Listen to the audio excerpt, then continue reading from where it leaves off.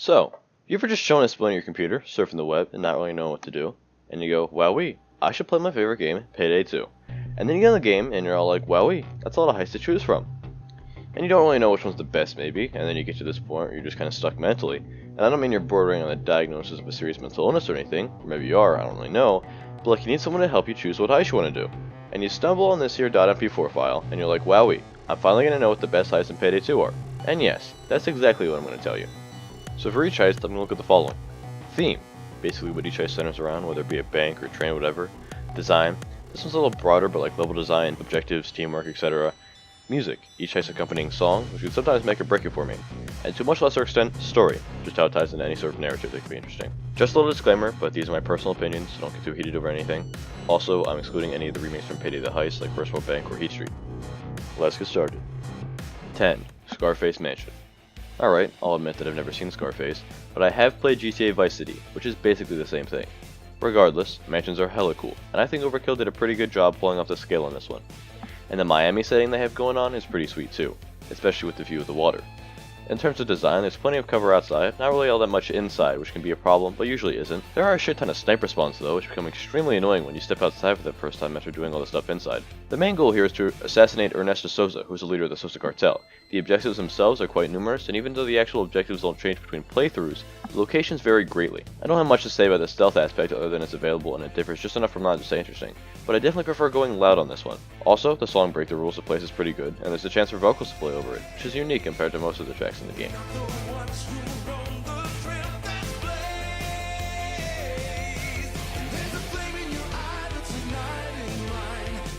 But the whole map just looks so goddamn cool. Alright, that's all I have to say.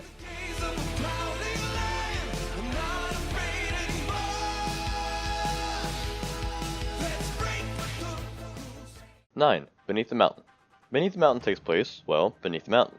This one has you raiding a murky water command center and stealing some very unique artifacts from them. The setting is super over the top compared to most of the other heists in the game, but it's pulled off well. There's three separate sort of areas that you progress through, starting outside the bottom of the mountain, then going inside the mountain, and finally ending up near the top, way above where you started. The high-tech underground facility vibe is present throughout, and it helps us stand out from the other missions. The scale of the entire thing is awesome, and the visuals in the third area are especially beautiful. Design-wise, the heist is more on the linear side, as once you get to a new area, you can't go back to the previous one. This doesn't prove to be a drawback or anything, but it is worth noting. There's a lot of cover in the first and third sections, but not as much in the second. I tend to get swamped a lot there, especially in the center area where you unlock the vaults, but this may just be me not playing well. The ceiling turret in the first section can be pretty annoying, but it is infuriating on higher difficulties. Now this is a heist, as in your objective is to actually steal things, but that only covers the middle section. The entry and escape are both unique, not just from each other, but from basically every other mission in the game. The level changes quite a bit each time you play, as whole rooms can be moved around, but even without that, it would take you several playthroughs to get tired of this. This heist does have pre-planning where you can choose some things ahead of time, but it doesn't really utilize the mechanic to its full potential. The song, Locke and Load, pumps me up every time I listen to it, and really helps this heist just be more enjoyable.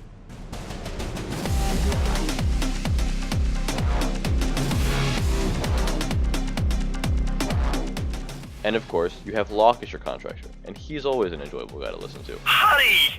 Stop playing with your dicks! What puts us above Scarface Mansion for me is that its scale is just that much bigger, and there's just so much more variety within a single playthrough.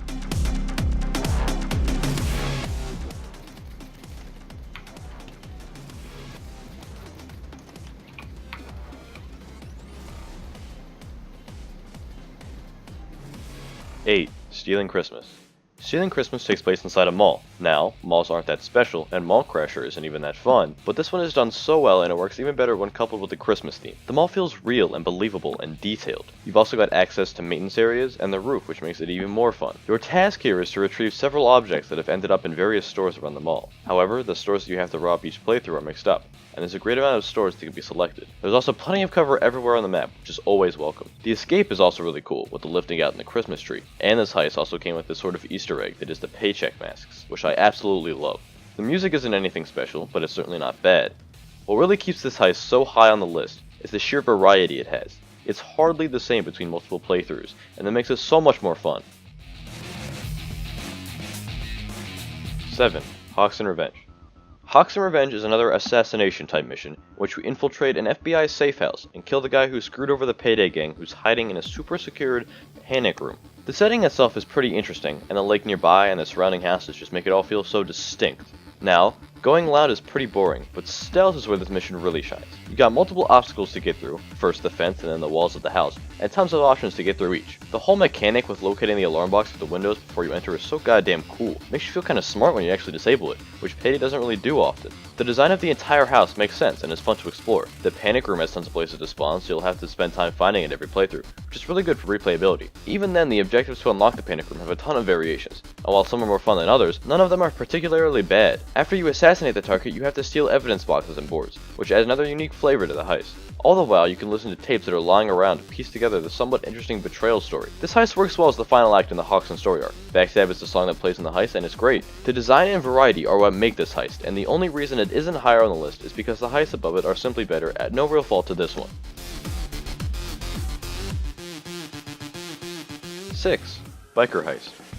So Biker Heist is the first heist on this list so far that has more than one day, but I love both days. The whole biker club bar underneath the highway in the middle of DC is awesome, as is the moving train setting on day 2. Day 1 has you collecting bike parts to assemble a bike and escape with it. On paper this doesn't seem that interesting, but the way it is executed makes it a lot of fun. As soon as you start, there's tons of additional loot hidden in nooks and crannies around the biker clubhouse, which I always find fun to secure as fast as possible. After that, you have to track down certain bike parts that the mechanic tells you to, but what parts you need vary quite a lot, from underground bunkers to opening up garages. This makes each playthrough significantly different on top of the already well put together map. There's plenty of cover everywhere besides in the middle section, but the thrill of having to make a break from the clubhouse to the garage or vice versa is always fantastic. There is a SWAT turret that can spawn on one of the sides of the map, and that is pretty annoying, as are most of the turrets in this game. Then comes the escape, where there's this pretty cool motorcycle driving section that makes you feel badass as long as you don't hit anything. The hitboxes on the motorcycles are pretty wonky, but once you learn how to handle them, you usually won't have any issues. I really like this escape, despite the contrary popular opinion. On day 2, you're on a moving train trying to get to the front to steal a technologically advanced helmet. This in itself is amazing, but the randomness of the train cars mixes it up every time. This climaxes in a boss fight, which I'm never really a fan of in this game, but it doesn't take anything away from it for me. There's a lot of little small things too, like a helicopter turret that's surprisingly not that annoying, and trucks that drive alongside you that you can shoot to make crash. The two songs that play in the 2 days, Storm Fuel Overload and Drive Shaft, are both pretty good and have this sort of biker vibe to them that I really like. There's also this sort of story that motivates the heist where one of the crew members wants his bike back in exchange for some information, but it's not really that important or interesting. This heist is high though because it combines scale with variety really well without sacrificing either one.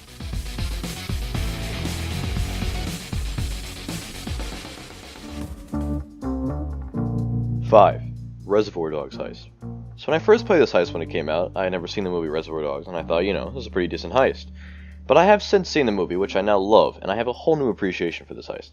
Aside from the fact that it very faithfully recreates the setting of this awesome movie on the first day, and I'm talking about the order you play them in, it creates this fantastic jewelry store on the second day that you never even saw in the film. The first day's warehouse setting just works so well for an ambush, and the area around the warehouse is beautifully detailed. And the jewelry store on day 2 is so grand compared to the other ones in the game, considering that it has a bank-like vault and 2 floors. On a design level, both days mostly keep up this quality. The first day has plenty of cover outside and in the offshoot rooms of the warehouse, although understandably not much in the street. The objectives are pretty simple, but they work, as you have to escort Mr. Pink in the warehouse, then saw open storage units to find the stolen diamonds, and then escape. The storage units can have interesting things in them besides the diamonds, and the saw doesn't take too long, so it all stays fun. In day 2, there appears to be a lot of cover inside, but cops will just swarm everywhere, so it's difficult to utilize all the counters. This may just be my poor skill, however. The streets outside the jewelry store have very little cover, but this is again understandable, and it gives you a great thrill every time you need to rush to the car. The heist starts out as an ambush from the police, causing it to go loud, and then from there you have to break into the vault in the back to steal the diamonds. The actual method you use to crack the vault is pretty sweet. You have to use 2 small drills to drill holes on the door, then use liquid nitrogen to freeze the locks before blowing them off with C4. Very cool and definitely something different, which I appreciate. The offices upstairs are a nicely designed area too, and have a very convenient bag zipline to the car that I really wish more heists use. There's also this cool escape on foot sequence through a little shop alley thing that I really like. Overall, day 2 is a very heist-like heist. Now the music is just phenomenal, especially on day 1 with Trouble's Always Inbound. It's not exactly a traditional Payday song, but it's so laid back and incorporates the song stuck in the middle with you from the movie.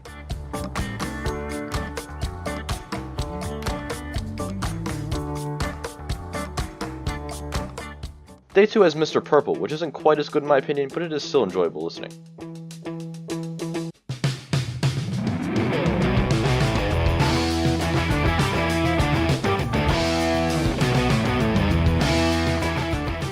And of course, the story.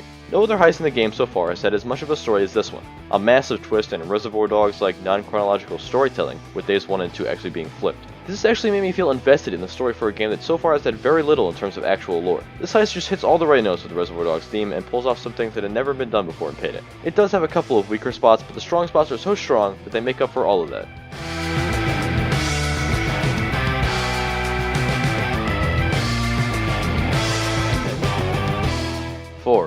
big bank. One of the most self-explanatory heists in the game, but there really is a lot going on here. The bank has a massive scale and has one of the biggest maps in the game, especially for a non-linear heist. The bank is supposed to be very historical, and it definitely shows through its architecture. It also has a very tight security look, with all the time locks and the amount of security walking around. There's also way more civilians walking around than usual, making it feel that much more tense and real. It lives up to its name. Cover is plentiful all around the map, besides on the rooftop, but that's on purpose, so no complaints from me. Your objective here is quite obvious, to alleviate the bank of its cash. However, the way that you do so is so over the top that it feels as cool the 10th time you play as it does the first time. And that's not even mentioning the pre-planning that comes with this mission. It has one of the best uses of the pre-planning feature in the entire game, especially recently since Overkill rebalanced the favor costs. You can choose from 4 completely different escapes and between 2 methods of cracking the vault.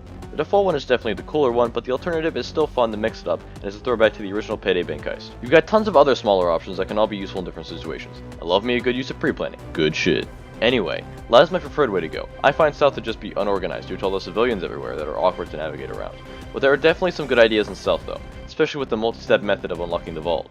But this heist, in Loud, does objective-based teamwork better than any other mission in the entire game. If you do each thing one at a time, this heist can take like 40 minutes. But if you're prepared and you know what to do, you got one guy doing the crane, one guy doing the thing in the security room, one guy listening for the right office computer, one guy trying to open the roof room, you can finish this entire thing in like 20 minutes. And that kind of teamwork is just so satisfying, and you don't really find it anywhere else in this game. You've got a solid music track too, Ode to Greed, which just fits the setting in a way I can't describe, while still feeling like Payday. It does have a chance of playing some opera vocals, which are a cool way to mix the music up every now and then.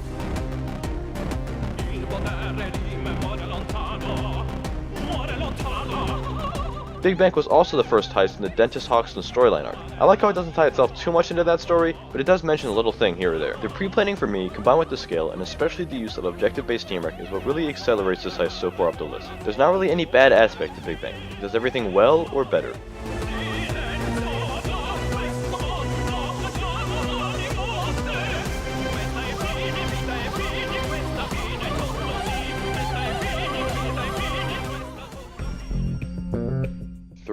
Shadow Raid. This is the original stealth heist. Set in a massive warehouse and depot in the middle of the night. You can only do this in stealth. The map is fantastic. You can go up on this one rooftop near spawn and see just how massive the compound is. You've got the Potomac on one side, you've got the streets surrounding the compound. It all feels so awesome. And I can't talk about the building without getting into the design. This is one of the best design maps in the game. Your goal here is simply to steal loot from the compound, but there are so many options and paths given to you. You can get basically anywhere from multiple entrances. You've got the sewers, the lakeside, the crates, the rooftops, and that's just from the start. Once you get inside, there's so much going on. Guards, worker civilians, cages, the camera room, and of course, the optional vault. There's also so much variety with the loot. You've got cash, gold, coke, paintings, weapons, artifacts, servers, and the armor from the vault. And then there's pre-planning. This heist wasn't even designed with pre-planning in mind. It was added in later, but it works so well here. You've got several options for entering and securing loot, and it all just culminates in this immense replayability. This is also a very learnable heist. When you play it for the first time, you'll almost definitely fail. But with repeated playthroughs, you can learn and eventually master it to the point that you can complete it almost every time without fail. There's just so much to love about this heist. There's the music, and Now We Wait, which is pretty quiet and low-key, given that it's a stealth-only heist, but it fits really well. There's not any bigger story going on here, or any story really for that matter, but the standaloneness makes it feel even more special. It's just this awesome mashup that shows off everything Payday is capable of in the best light possible.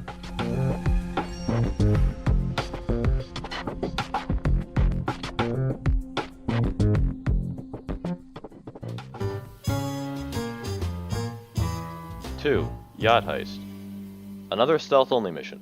This just barely tops Shadow Raid, but, in my opinion, it still has a slight edge. First of all, it's on a yacht in the middle of New York Harbor, and Overkill did a fantastic job creating the map. It feels like the fanciest yacht in the history of fancy yachts. It's big, but not too big. You've got tons of cool areas, like the docking part where you start, the dinner hall, the server room. There's not really a dull section to be seen. Now let's talk about the design. This is basically a flawless level. Everything works so well, and this has got to be the best design map in the entire game. Once again, just slightly edging out Shadow Raid. Most of this comes from the yacht being symmetrical, as yachts are. You can almost always find an alternate path to wherever you're going. You never really feel stuck, and that is very important for a stealth heist. The goal here is extremely simple.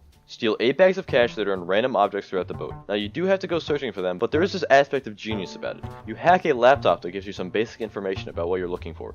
And all these objects that money could be in are color-coded with these QR sticker things. And you get the color that corresponds with the money objects. It all just makes sense and doesn't ever make you feel confused. The way you secure the loot is also clever. Instead of taking it back to your starting place like most heists have you do, you can just throw it down into the water with the assumption that you'll go around and get it later. There's even windows you can open in some parts of the ship to make this even easier. After you secure all the cash, you have to go overheat and override the server room in order to steal a server on your way out. There's this nice little maze puzzle sort of thing with the overheating, and I really just love the look of this room. My only real complaint here is that this heist can be very short when you're at least moderately good at it. But there's just so much quality crammed in here that it kind of makes you overlook the length. And I can't forget the song, White Collar Crime, which has to not only be the best stealth track in the game, but one of the best tracks period.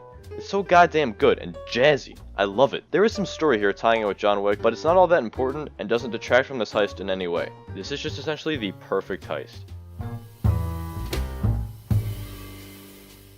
Oh, and I do have some honorable mentions before I get to the very top of my list. Birth of Sky. This heist starts out phenomenally.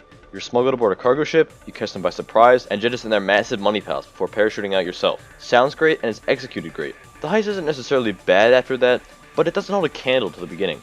There's a nice variety between the 4 small commercial buildings in the ground, and afterwards the boat escape is pretty cool, but something a little cooler in the middle definitely would have helped. The music is great too. Nightclub. This is the only heist that's been in the game since launch to show up anywhere in this video. I find most of the launch heists to just be pretty boring or clunky, but Nightclub stands out above all of them. It really has to do with how many ways you can tackle this. You've got your standard loud, but then you also have sneaky behind the scenes stealth, but on top of that you can also go full ECM rush and crowd control. And none of these are worse than the others. The setting probably helps too, as Nightclubs are just pretty cool. It still has that vanilla game feel to it though, as it's pretty simple and that lets it down a bit.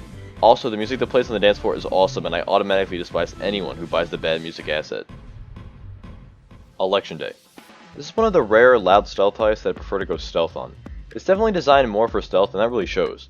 What's really special about this heist though is its alternate day 2. This is the only heist in the game where the second day can completely change depending on what happened in the first. The first day, stealth of course, has some great puzzle solving, and if you succeed then you're rewarded with a second day of optional stealth, but if you fail then you get a loud only day. All of these are great levels with great story ideas and setting ideas behind them. This fell just short of the list, not at any real fault to itself.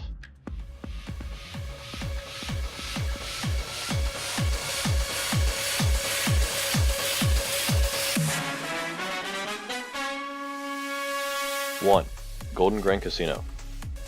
There's just so much to say about this heist. It is my absolute favorite heist in the game by a long shot.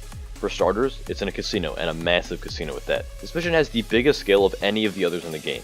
You've got the grand entrance, the tellers, the casino floor, the staff only area, the security room, the hotel rooms, the vault that's literally made out of gold, and there are civilians everywhere. You're in the heart of Las Vegas and it shows. It's also grand and breathtaking. There's so many nooks and crannies to explore, so many spectacles to look at, so many details to help it come alive. Maybe I'm just a sucker for casino heists, seeing as Ocean's 11 is one of my all-time favorite movies, but everything here just feels so awesome without even getting to how it all plays. This is one of the only heists that I equally enjoy going loud and stealth in. Loud is so over the top and stealth is so detailed, and there's a crap ton of objectives to each one. Starting with loud, you've got this whole process of arranging things so that a giant ass drill, nicknamed the BFD, can be airlifted in and can use a laser to cut a giant ass hole in the ceiling of the vault. Meanwhile, the vault has a really long drill time with tons of little aspects that have to be micromanaged, like water coolant and power supply. The drill also drains power from the entire building, turning off the lights whenever it's in use, which is a really nice touch. There's a little objective-based teamwork like in Big Bank, if you know what to do ahead of time. All of this to break into one of the coolest looking vaults in existence, as it is literally made out of gold. Bag moving can be tedious, but with a 3 or 4 person team, it's not much of an issue. In stealth, however, you have a very smart and in-depth process of ransacking the archives for blueprints, poisoning a guest, pumping sleeping gas through a vent, and a bunch of other stuff to clear out the security room, all while collecting the codes to the vault. It really makes you feel badass. And one of the best aspects of the heist is its pre-planning. Golden Grin has the best and most pre-planning in the whole game, and probably always will. For loud, you have a bunch of ways to customize the BFD, as well as a few entry and escape plans, among other things. For stealth, there's not as many options, but there's still quite a few things you can unlock in the back areas, and there's some useful insider help. For loud, there's plenty of cover in side rooms and stairwells to take a breather in. Stealth has some elevators you can hide inside of, which is pretty cool. And seeing as this is a casino, you're able to play the slot machines with a chance to earn some extra cash. There's quite a bit of RNG with stairways and gates and stuff, which make each playthrough feel different enough. This is also one of the lengthier heists, but it never feels inflated with drill times, even when using the BFD. It is an immensely fun thrill from beginning to end, and just leaves you feeling extremely satisfied. There's also the music, which is Dead Man's Hand in this case. This is one of my favorite tracks in the game, and it does a really good job at pumping you up even more.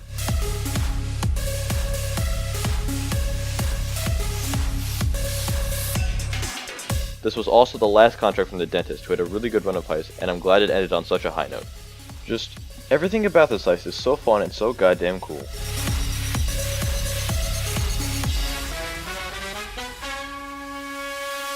So there's my top 10 favorite heists and one of my favorite games, Payday 2. I'd love to hear what anyone else's favorites are, so comment them if you feel like it. Obviously, this list is subject to change in the future, as more heists will be coming out over the next year and a half or so, unless they extend to more like the 10th time, but I will leave you with that for the time being.